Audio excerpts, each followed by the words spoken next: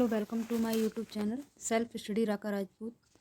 आज मैं स्टार्ट करने वाली हूँ हिंदी साहित्य का इतिहास, जो हमारे UP TGT, PGT, GIC, LT जितने भी प्रवक्ता की वैकेंसी आती हैं उनके सभी में काम आएंगे।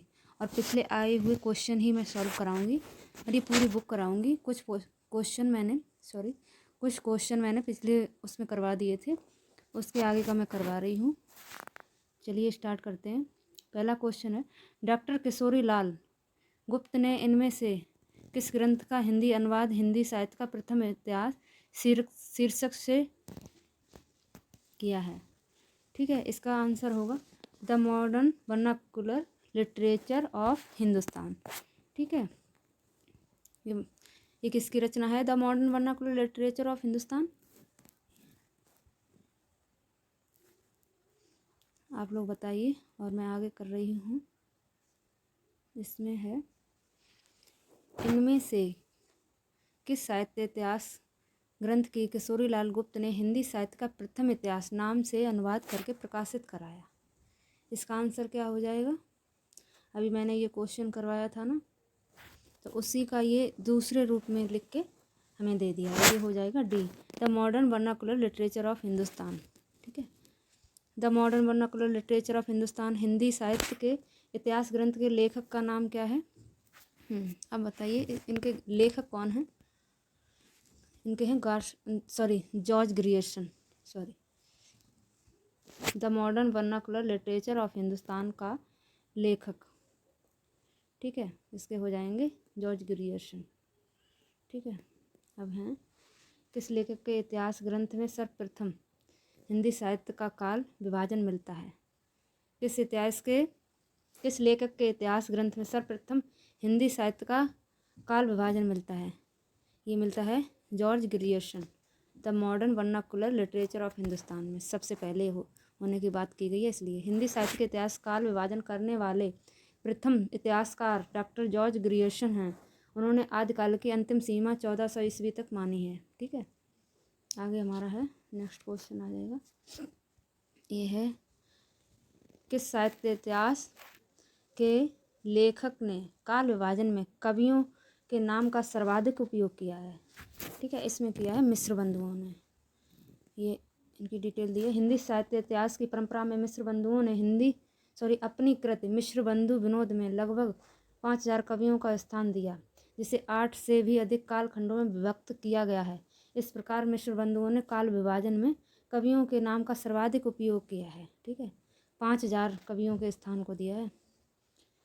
किस इतिहास लेखक ने अपने इतिहास ग्रंथ में लगभग 5000 कवियों का विवरण दिया है? ठीक है, ये अभी ऊपर क्वेश्चन था, ये हो जाएंगे मिश्र बंधु विनोद, ठीक है, नामक हिंदी साहित्य के इतिहास लेखकों के नाम क्या हैं?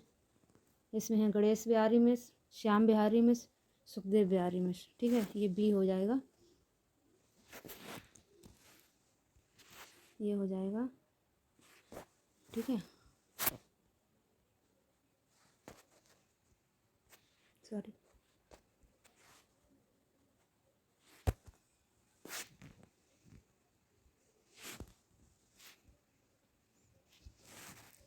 अब हो जाएगा। आगे क्वेश्चन हमारा होगा,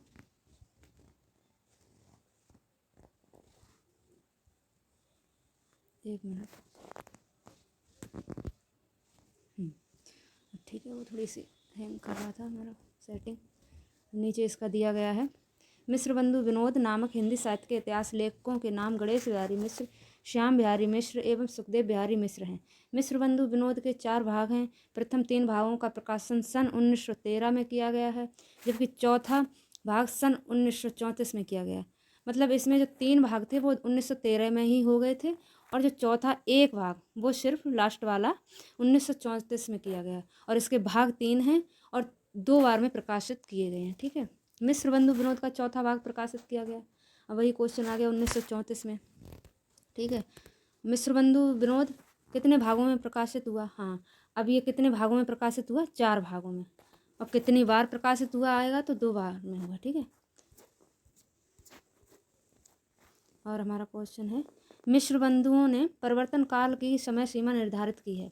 ये कब की है? संवत 1890 विक्रम संवत 1925 विक्रम संवत तक। ठीक है,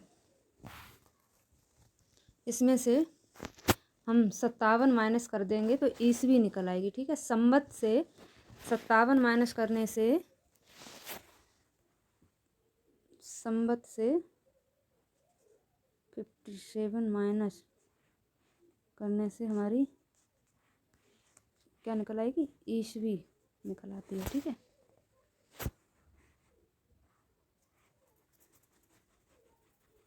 चलिए आगे बढ़ते हैं।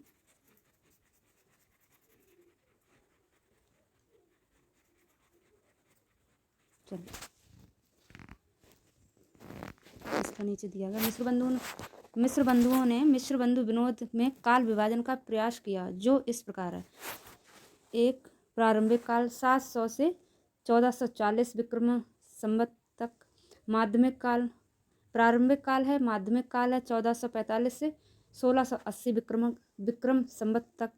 और तीसरा है अलंकृत काल 1681 से 1889 विक्रम संवत तक। परिवर्तन काल 1890 से 1925 विक्रम संवत तक। वर्तमान काल 1926 विक्रम से अब तक। ठीक है, ये किसने माना, मिस्र बंधुओं ने माना है। ठीक है, आचार्य रामचंद्र शुक्ल ने प्रथम उत्थान का समय कब से कब तक निर्धारित किया है। ये किया है 1864 ईस्वी से 1893 ईस्वी तक। ठीक है, ये आचार्य रामचंद्र शुक्ल की बात हो रही है। ये देखो पीजीटी में आया है, सारे क्वेश्चन आए हुए हैं, वही मैं करा रही हूँ।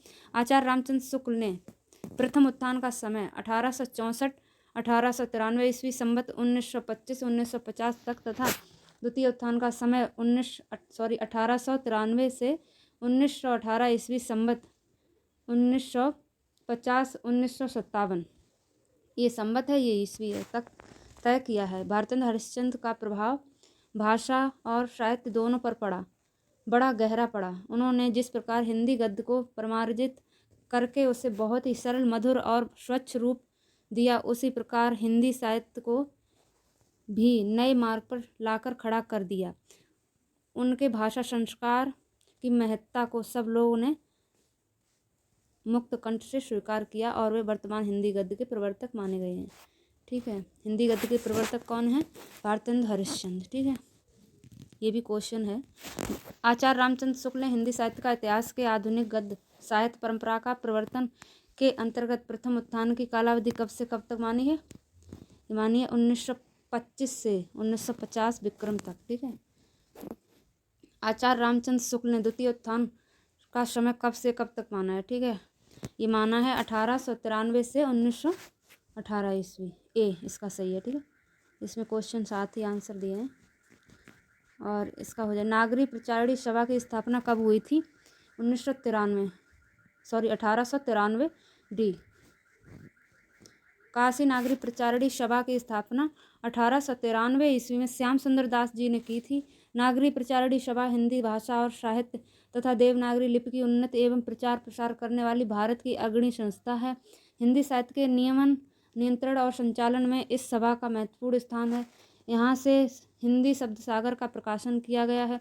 इस शब्दकोश को संपादक श्याम सुंदर दास थे। इस शब्दकोश के संपादक कौन थे, श्याम सुंदर दास। हिंदी शब्द सागर का प्रकाशन किया और इसके कौन थे संपादक, श्याम सुंदर दास। ये भी क्वेश्चन भाई। काशी नागरी प्रचारणी सभा की स्थापना हुई थी, ये कब हुई थी, 1893 में। ठीक है, नागरी प्रचारणी सभा की स्थापना कब हुई थी, 1893। हिंदी शब्द सागर का प्रकाशन किस संस्था ने किया था, किसने किया था, नागरी प्रचारणी सभा ने किया था। नागरी प्रचारणी सभा के संस्थापकों में कौन नहीं थे, इसमें ये बताना है कौन नहीं थे। बाबू श्याम सुंदर दास, पंडित राम नारायण मिश्र, रामचंद्र वर्मा, ठाकुर शिव कुमार सिंह। रामचंद्र वर्मा नहीं थे, श्याम राम शिव, श्याम राम शिव, ऐसे करके हम ट्रिक से भी याद कर सकते हैं। श्याम राम श्याम शिव, ऐसे राम श्याम शिव। नागरी प्रचारणी सभा की स्थापना 16 जुलाई 1893 को वाराणसी में हुई, जिसकी स्थापना में बाबू श्याम सुंदर दास, पंडित राम नारायण मिश्र तथा ठाकुर शिव कुमार सिंह जैसी विभूतियों का मुख्य योगदान रहा। ठीक है, हमारा है आचार्य रामचंद्र वर्मा हिंदी के साहित्यकार एवं केशकार रहे हैं। ये हिंदी शब्द सागर के संपादक मंडल के प्रमुख सदस्य थे।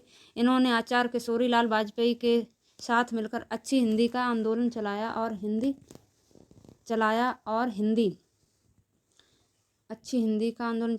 का मानकीकरण किया। इन्होंने सन 1919 में महात्मा गांधी नामक पुस्तक लिखी थी, रामचंद्र वर्मा ने लिखी थी।